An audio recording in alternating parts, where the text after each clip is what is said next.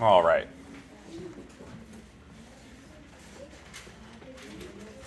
Okay, so this is going to be our introduction into ancient Mesopotamia.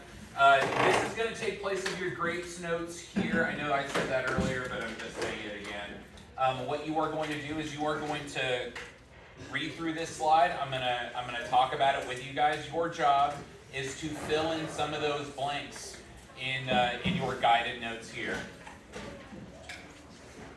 So, if we're starting with our grapes, our first one is what? Geography. Geography, okay. So, when we're talking about ancient Mesopotamia, we are talking about our Fertile Crescent. We had our map that we saw, but our Fertile Crescent starts down here at the Persian Gulf and extends all the way to the Mediterranean Sea. The Fertile Crescent is this area there, and it's called that because of how fertile the soil is there. Okay, Mesopotamia is a region that's made up of multiple different civilizations that popped up during that time. It's between the Tigris and Euphrates River. And the reason why people chose this area to settle down is because of how often these two rivers would flood. And these rivers flooding, they would spread the fertile soil and silt throughout the entire valley, which made it really easy to farm there. So the overflow of rivers, that's our flooding, made the land very fertile, made it very suitable for farming. We have a really good picture here of what that kind of looked like. You have one of the rivers here, you have different canals that are made. This is called irrigation. Irrigation, that's going to be how they dug out these canals to divert water from their water sources, so that way they can distribute the water into their farmland. So the rivers flowed into the Persian Gulf, which is modern day Iraq and Kuwait. And these irrigation streams allowed for large scale farming.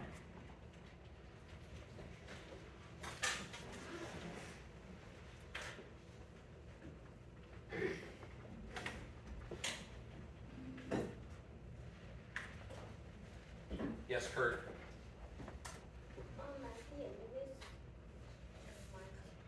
You sure? Okay.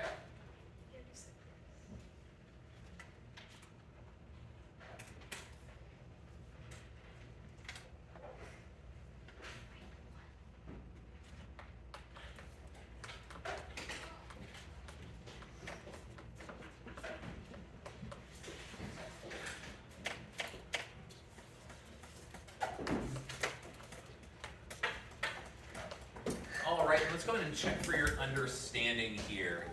In what ways did Mesopotamians depend on the Tigris and Euphrates River? Is it A, the soil along the banks were fertile, B, they often overflowed, creating difficult living conditions, C, Mesopotamians used river water for irrigation, or D, A, and C are both true? Johnny? C. C is a correct answer for this, yeah. Dan? D.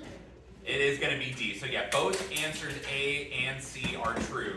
So the soil along the banks were fertile, and Mesopotamians used the water for irrigation. So there we go. So the next one, when we're talking about grapes, is religion, but that's not the one that we're doing. We're moving on to economy, is what it looks like. Wait. So did you go to a third one on the key concepts? You aren't going to skip it. It's just the next one on your notes is economy. Yes, Azul? If I only have like one more thing to fill in. I can go back later on and you can fill it in, okay?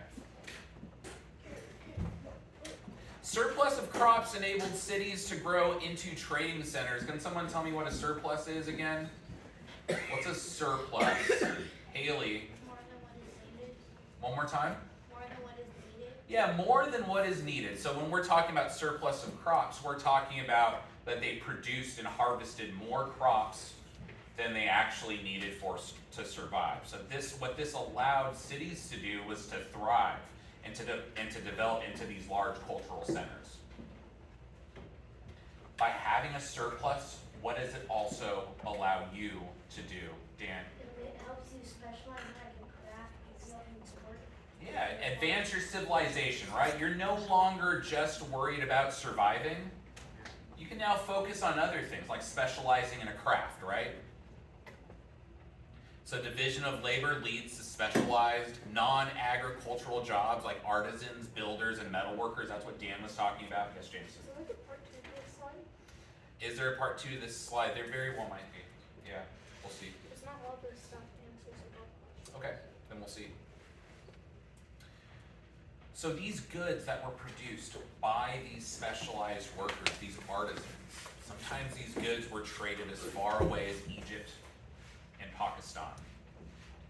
Meaning that goods weren't just used by the people in those civilizations, but now we are coming to a time period where different cultures are interacting with other cultures more and more frequently. This led to developing trade routes. People traveled those trade routes by caravan. Can somebody tell me what a caravan is? Lucas, what's a caravan? It's a van that moves around? Okay, okay. What else, Nora? It's like a van that's used to carry like goods and stuff. Yeah, okay. So it's used to carry goods. Lucas? Supplies, yeah. Nate? It's like a group of like basically wagons that takes goods from place to place. Yeah, so when we say a van, what we're talking about is we're talking about a group of people who are traveling together. And their purpose is to trade with different people along that trade route. Why might it be important for traders to travel together, maybe in these caravans that were larger in numbers? Dan? Because if they got attacked by something, they could fight it off. Yeah, it's strength in numbers, right? You are less likely to be attacked if you have a large group with you. Here you go, Jameson. So they used animals and wheeled carts to move large amounts of goods. Does somebody know why a camel might be used rather than a different type of animal? Kurt? Camels are meant to survive in the desert. Yeah, they're meant to survive in the desert. Hold on just one moment.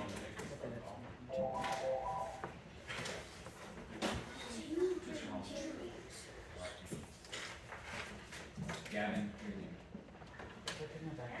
Yeah, so Kurt, what makes them more suitable for the desert? That they're more... Yeah, take everything. Well, they have a purpose or actually like a ton of water. So they drink a lot of water and then they can hide that. Their bodies actually store water a lot better than a human body or other animals do, right? Omar, what else? It's also meant to carry heavy cargo, like. Yeah, they're strong, right? Yeah, go ahead, Haley. Because they can store nutrients in their home, the traders didn't have to bring food or as much stuff to feed the camel as they go along with the camel can already feed itself. Right, yeah, they were a lot easier to take care of because they didn't need to replenish their nutrients as often as like maybe a horse would, right? What else, Kurt? Oh, they do regurgitate their food, I have heard that. So Sumerians, these are the first Mesopotamian people, okay? I know a lot of us, we've seen this word before and we pronounce it, we're saying summer, but we're actually going to pronounce it Sumer. Can we all say Sumer? And then this is Sumerians. Can we say Sumerians?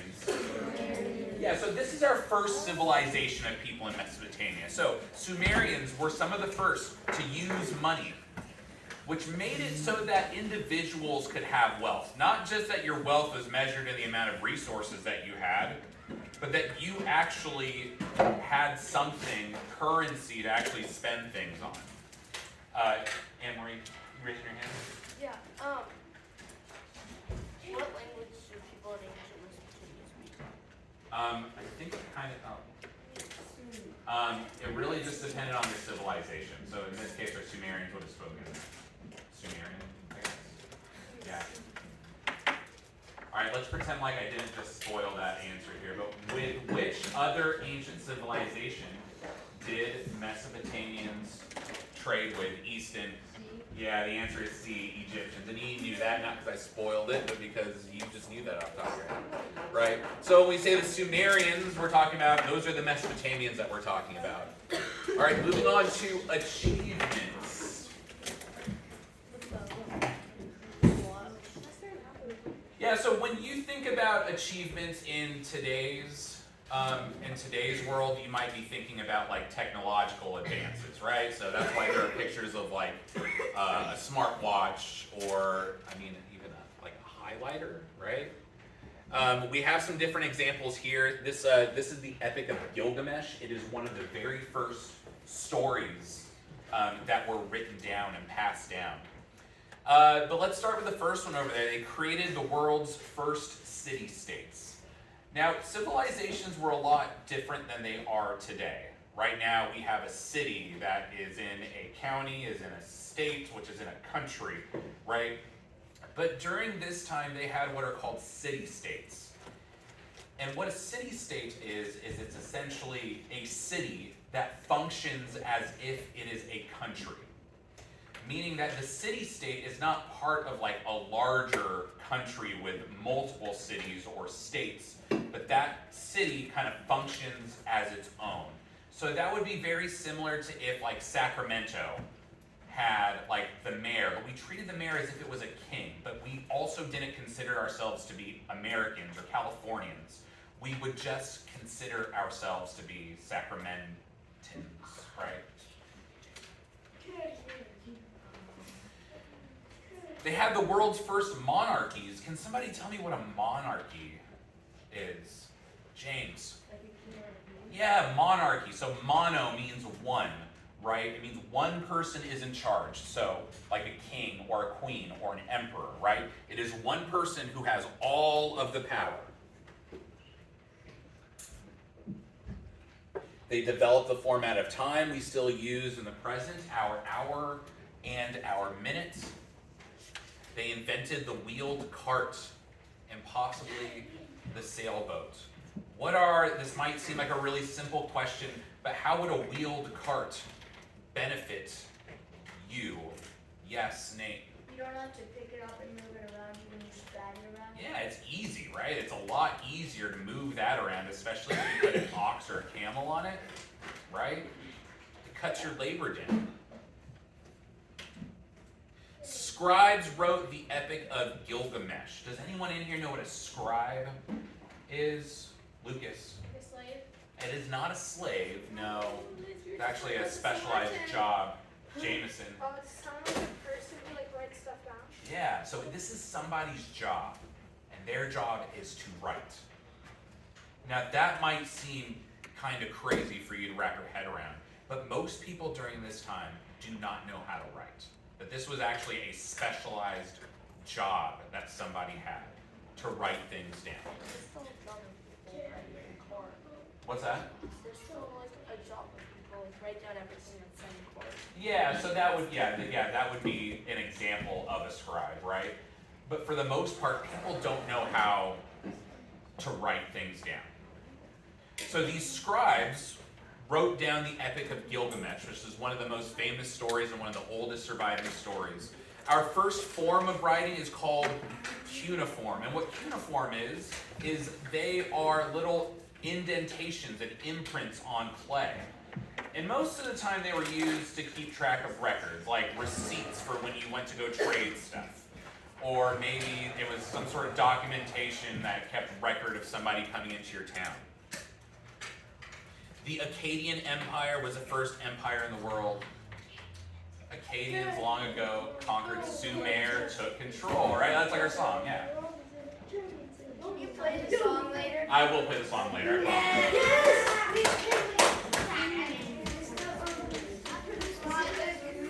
promise. Hold on. Luca, what was your question? The Sorry. last two paragraphs are switched. It's pretty obvious. Oh, okay. Yeah, they're switched. Yeah, so you gotta pay attention to what you're writing there, right? All right, checking for understanding. Nope. An ancient scribe in early Mesopotamia, scribes carved pictographs into clay tablets. So this would be an example of what a scribe would have created. Maybe you don't know the definition of a pictograph, but what do you think pictograph means? Haley. A photo or a picture. Okay, it's a picture, and what does that picture mean? Jack, go ahead. It represents something. It represents something, right? So this picture would tell some sort of story, and this would be the documentation. Wouldn't it be words on a page? Wouldn't it be syllables that you have to sound out? But this would be the record that you would keep, is this image of something happening. And this picture was the official evidence of that thing. Anne-Marie. Okay, checking for understanding here. Which statement best supports the idea that record keeping was important to ancient Mesopotamians? Is it A, paper was made from papyrus? B, they kept detailed records on papyrus paper using hieroglyphics? C, they had scribes and a writing system called cuneiform? Or D, they had scribes and wheeled carts? Luca. C? There it is. They had scribes and a writing system called cuneiform. Yes. Our clock's been broken all day. That's going to get fixed at some point. All right, our next one. Here's our government and leadership.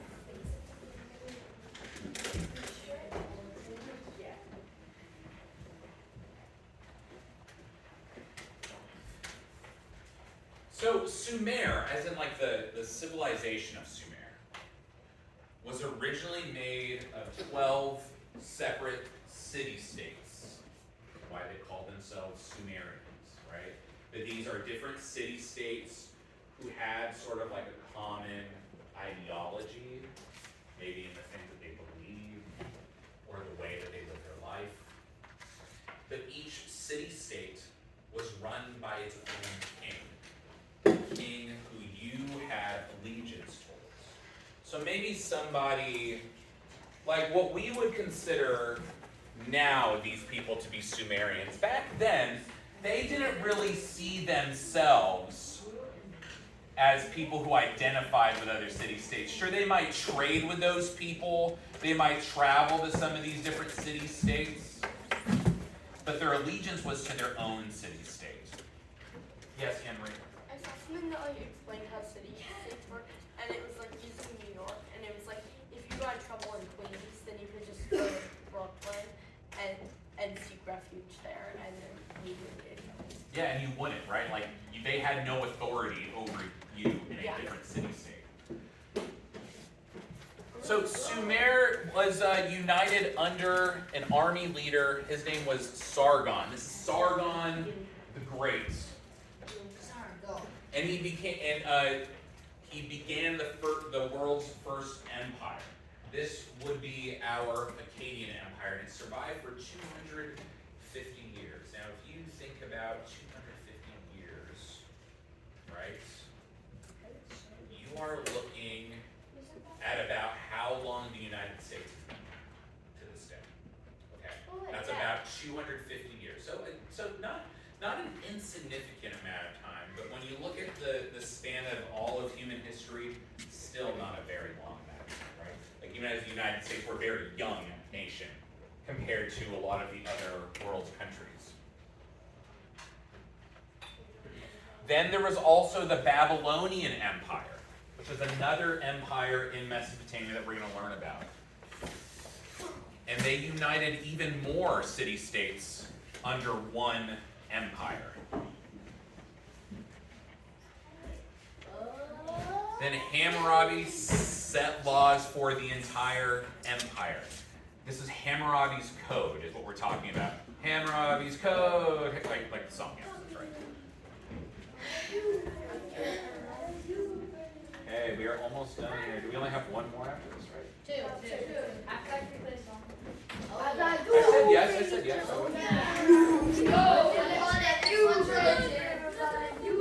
Guys, there's only two more.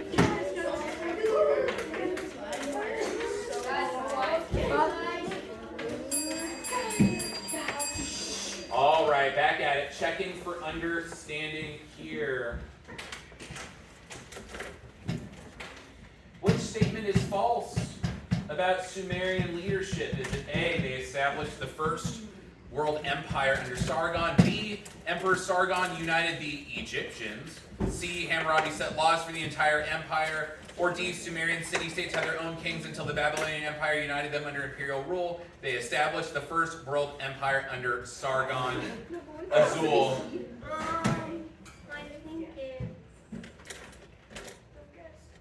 B. I think that that's a really good answer. I think D has my favorite answer though. But yeah, not the Egyptians, right, guys? Okay, this is the last. It's the last. No. It's not the last slide. No, it's the second to last. Still one left. Is there Yeah. social classes? Is that the one we have? Ah. Oh, I see. I gotta back out. That's fine. Okay, we'll start. We'll get to it. Okay. So, and when we're talking about religion, in Mesopotamia, they had their religious beliefs were polytheistic. Poly meaning many, theistic or theism, that's talking about gods, deities, right? So when we talk about Christianity, we're talking about monotheism, right? There's one God. Much like the other civilizations that we'll learn about this year, their gods were based in nature. That they had nature-based gods, things like the water, or the wind, or the rain, or of the earth, of the sky, of the sun. What they did in order to appease the gods or make them happy so that way things would go their way is they would make sacrifices to them and that they could maybe influence nature positively. Here's a few different examples of gods here. You have Enlil, who is the air god, Enki, the water god. Now, if you were, let's say the water god, right? If we're talking about the rivers, why might it be important for you to appease somebody like the water god in ancient Mesopotamia? Jack? They could like have a flood. Yeah, right? Like you want to make sure that the river floods for watering your crops. But maybe the flood would be too devastating, right? And so if the flood came and it wiped out an entire village and killed all of the people and ruined all of the crops, what might that tell you about what that God is thinking about you? Dan? It wasn't like a good offering. Maybe it wasn't a good offering. That's a possibility. What else could be the reason that something like that happened? That maybe a flood came and destroyed an entire village.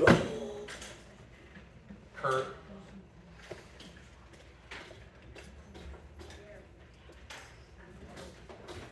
Marcos?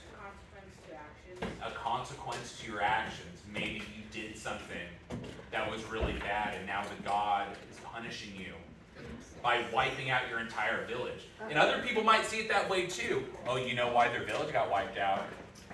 Because they did it. Because they killed a fish. Yeah, maybe they did something awful, right? And that's some of the reason that you would come up with. Yes, Omar. For the demigods, for the kings or demigods. Give me my on pencil Antarctica, back. and the picture shows Call a my pencil. man swimming into No, water. no. Sorry, I got some boys talking and I can't. I'm getting a little distracted. Pencil. Okay, go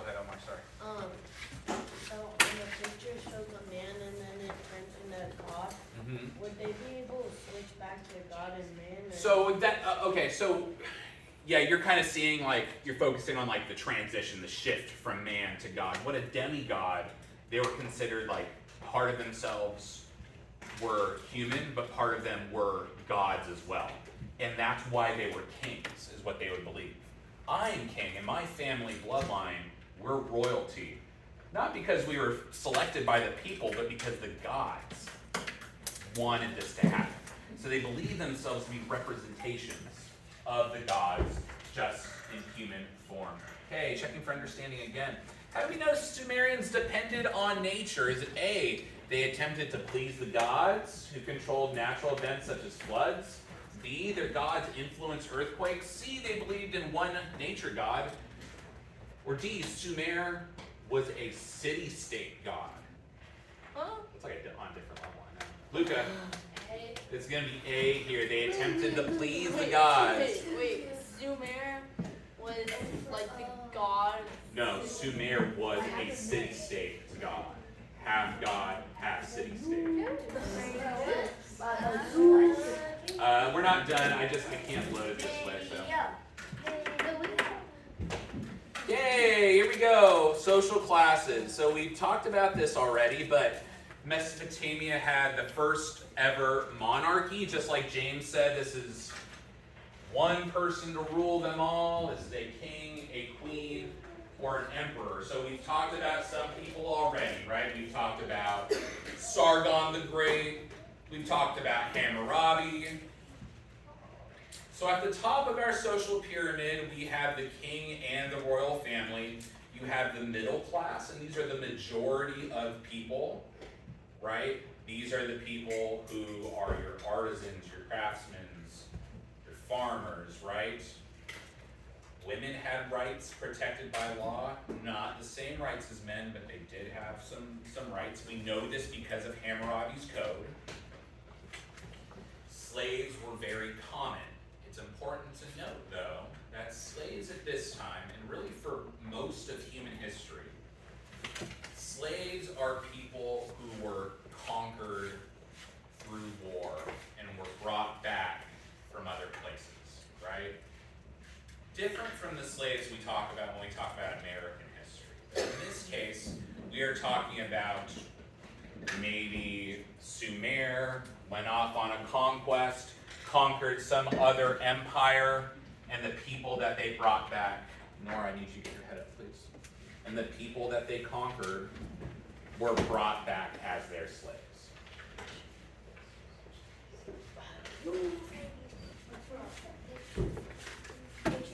Nate. What about Egypt?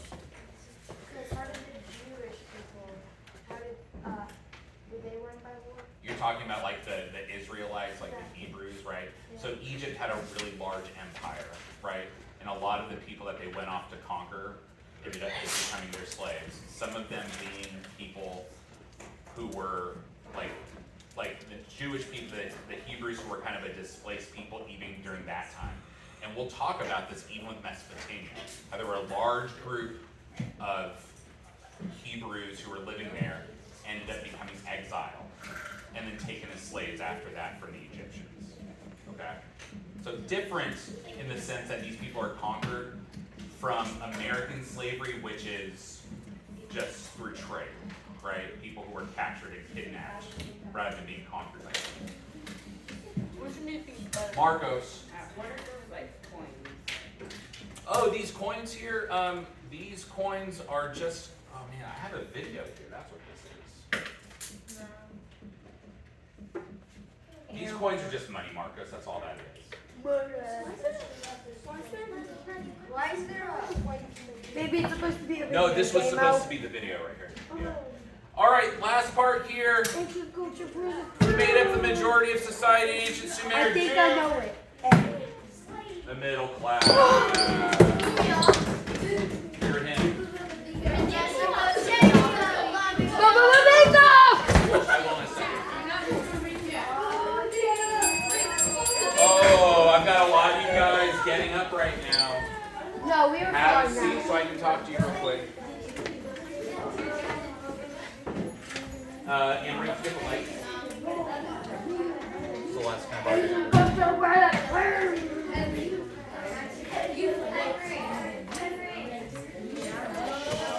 Even my folks in the back, I need you to settle down. So I am looking at some notebooks here pretty soon, okay?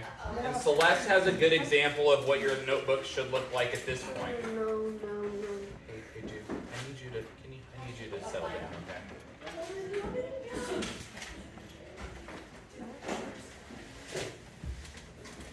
Hey Blake, what notebook did you put away just now? My yellow notebook. Okay. So your first page should be your cover page. You should be looking at your notebook too as I'm doing this, okay? Here we go. I want you to compare.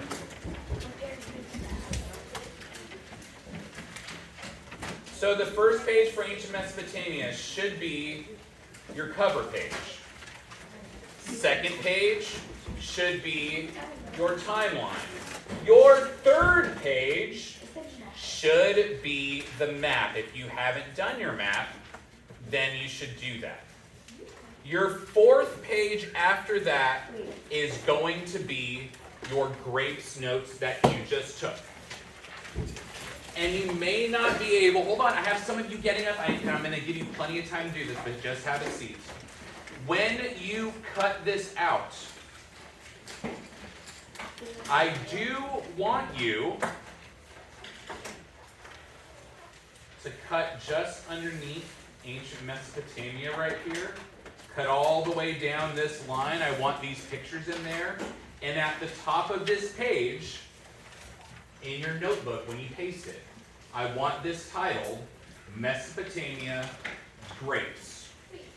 Does that make sense? So you cut out the ancient Mesopotamia. I haven't assigned them yet. Does that make sense? No, I got me the other one. Johnny, I wasn't told about it. about what? The cover page and timeline. Oh, that's what you and me, we'll talk about that, okay? Yeah, go ahead, Omar. Okay. Questions for the class? If you have individual questions, you can come and talk to me. Marcos, no? What is the map on what's the name? You don't need a title for it, just you got the map. Azul, questions for the group here? Or is this just a you and me question? Okay, then we'll do that. Okay, I will let you guys get started on that, okay?